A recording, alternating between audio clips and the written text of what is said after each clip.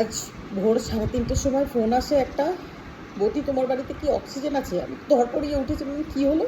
বলছে বৌদি ও আর নেই। লোক দেখতে পাচ্ছ ওই বাড়িটাতে ওখানে। সুপ্রভাত সবাইকে, গুগল সুপ্রভাত বলো। Good morning. আজকে একদমই মর্নিংটা ভালো নয়,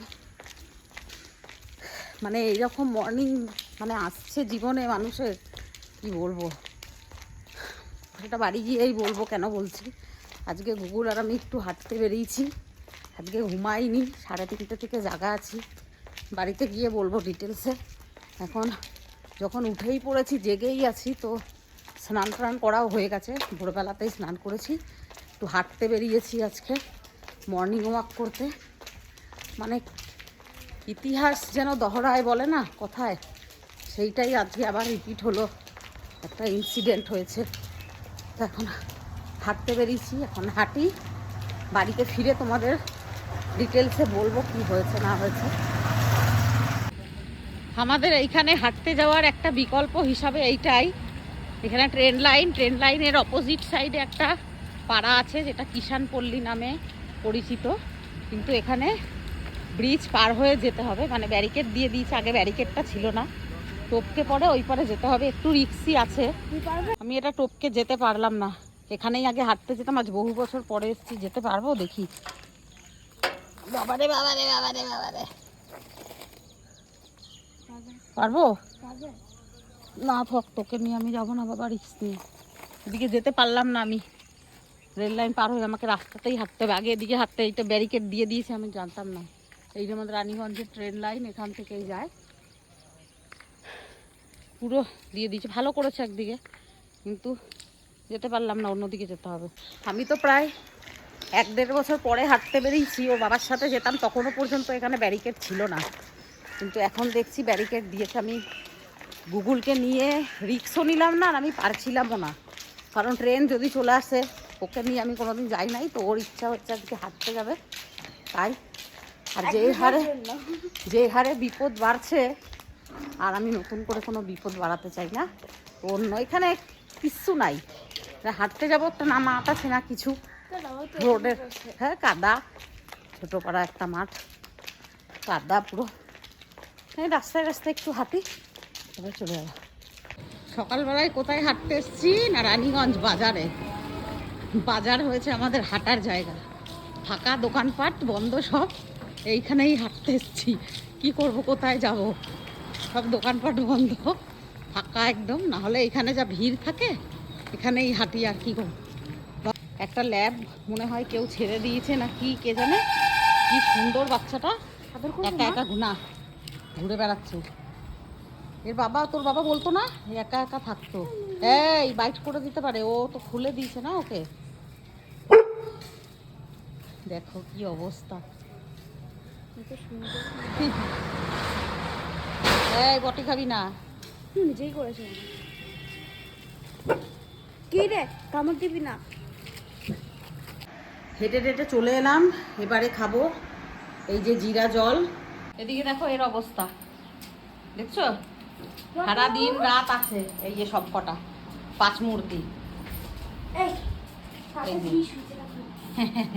এদিকে দুটো, এইখানে একজন, এই যে এই বাবাটা হলো বদমাসের, মাথা ঘুরে যায় কখন কখন, এদের কামড় দিয়ে দেয় ধরে, মাথায় সিট আছে ওর। ফ্যান চলছে, কারেন্ট নাই, 5-6 ঘন্টা হয়ে গেল, ইনভার্টার যাবে এসে। লোক দেখতে পাচ্ছ ওই বাড়িটাতে, ওখানে ওই বাড়িটাতেই মারা গেছে ওই ইন্দ্রজিৎ, খুব ভালো মানুষ ছিল, কিন্তু কিছু করার নেই, ভগবানের কাছে সবই হার মেনে যায়।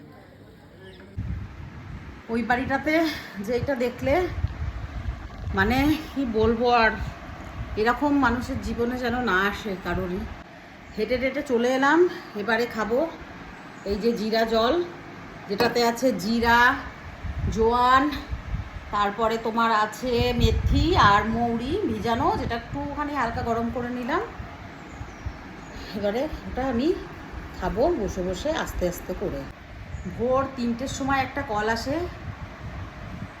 বৌদি ও আর নেই, তোমার বাড়িতে কি অক্সিজেন আছে? এই কথাটা শুনে আজকের সকালটা শুরু হয়েছে। এবারে কে আমার পাশের বাড়িরই ওই দেখালাম তোমাদের ওইখানে, আমার মতনই ওরও একটাই মাত্র ছেলে, মনার বয়সী ছেলেটা। আর ওর হাজব্যান্ডেরও আমার হাজব্যান্ডের থেকে হয়তো 2-3 বছরের বড়, হয়তো হবে 2-3 বছরের বড়। সেম হয়েছে কাল রাত্রেবেলায়, কার্ডিক অ্যারেস্ট, সাথে ব্রেন স্ট্রোক হয়ে গেছে। আমি তো তাও আমার বরকে হসপিটালে নিয়ে যাওয়ার সুযোগটুকু পেয়েছিলাম, সেটুকুও পাইনি। এখানে সামনেই আমাদের এখানে রয়্যাল কেয়ার হসপিটাল, ওখানে নিয়ে গেছে, ইসিজি করেছে, ইসিজি একদম ব্ল্যাঙ্ক। তখনই বলে দিয়েছে যে আপনারা যত নিয়ে যান মিশনে টিশনে ভেলতুয়ালে দুর্গাপুরে যত নিয়ে গেছে একদম শেষ। তো ভোরবেলাতেই তাও বাড়িতে আনার পরেই আমাকে ফোন করেছে 3:30 বাজে, তখন তো গভীর ঘুম। ফোন করেছে, বৌদি তোমাদের বাড়িতে কি অক্সিজেন আছে? জানে আমাদের বাড়ি সিলিন্ডার থাকে অক্সিজেন, আর বিশ্বাস করো আমার অক্সিজেনটাও শেষ হয়ে গেছে, নেই। আমি বললাম, তখন আমি বললাম কেন, কী হয়েছে কী হয়েছে? ধরপড়িয়ে উঠেছি, এরকম একটা পাশের বাড়ির থেকে ফোন আসছে, এরকম ধরপড়িয়ে উঠেছি। তো উঠে পড়ে বলছে, বৌদি ওর বাবা আর নেই। এই কথাটা শুনেই আমি আর মনা ঘুম থেকে উঠেই সঙ্গে সঙ্গে ওই নাইটি পরেই গেছি, দেখি হ্যাঁ লোকে ততক্ষণে চলে এসছে অনেকে। পাড়ার লোক অতটা এখনও জানতো না, মানে বাইরে যারা অ্যাকচুয়ালি পার্টির সঙ্গেও যুক্ত ছিল, তো আরও আশেপাশে বন্ধুবান্ধব যারা ছিল হসপিটালে এই একজনের কাছে শুনতে শুনতে গিয়ে পরে সেম কেস, সেই আমি মানে মনটা আমার ভেঙে গেল জানো। আর আমার সঙ্গে খুব ভালো সম্পর্ক মেয়েটির, মানে আমাকে খুব, আমি যেই সময় ভেঙে পড়েছিলাম সেই সময়তে ও আমাকে খুব সাপোর্ট করেছে, খুব পাশে থেকেছে। আমাদের মেয়েদের জীবনেই কেন আর উঠতি বয়স এই 40 থেকে 50-এর গণ্ডিটা কেন পেরোতে পারছে না আমাদের ইয়াং জেনারেশান, জানি না ভগবান কেন ইয়ং জেনারেশানটাই কেড়ে নিচ্ছে এভাবে, যাদের মানে ওদের আর কেউ নেই। ওর মা আর মানে ওর ওয়াইফ, পম্পার ছেলে, আর ওর হাজব্যান্ড তো মারা গেল। এরকম এইরকম মানে কি বলবো। সকালটাই তো উঠে পড়েছি, উঠে ওখানেই ছিলাম, 5:30 নাগাদ এলাম বাড়িতে। এখন ওদের রিলেটিভসরা আসবে 10টা 10:30 বাজবে শ্মশানে নিয়ে যেতে যেতে। বাড়িতে এসে স্নান টান করলাম শ্যাম্পু দিয়ে, তো উঠে গেছে মনা গুগল সবাই তো বসেই ছিল, আর কি শোনে মানে ঘুমাতে পারে কেউ, তো একটু হেঁটে চলে এলাম। খুব কষ্টদায়ক গো, কেন যে এমনি হয়। আমি মানে বারবার আমি যেই ফেসটা করেছি আজ থেকে 1 বছর 2 মাস 3 মাস আগে, সেই ফেসটা আবার দেখলাম। মানে কষ্ট, সত্যি কথা, আমাদের মেয়েদের যে কত কষ্ট, কত যন্ত্রণা, কেউ বুঝবে না। এইটা যার যায় সেই বোঝে। মনটা একদম ভেঙে গেল। মানুষটা সারাক্ষণ দেখছি, কালকেও সারাদিন গ্যাস থেকেই হয়েছে, খিচুড়ি খেয়েছিল রাত্রেবেলায়, বলছে বড়া টড়া খেয়েছে, গ্যাস থেকেই পাম্প করেই এটা হয়েছে। খুব দিনটা খারাপ গেল গো, সকালেই এরকম একটা খারাপ খবর শুনে দিনটা শুরু হলো না। ভগবান আমাদের মনে হয় মেয়েদের সুখ দেখতে পারে না। আমি আজ মানে কিছু বলার নেই, আর কিছু বলার নেই।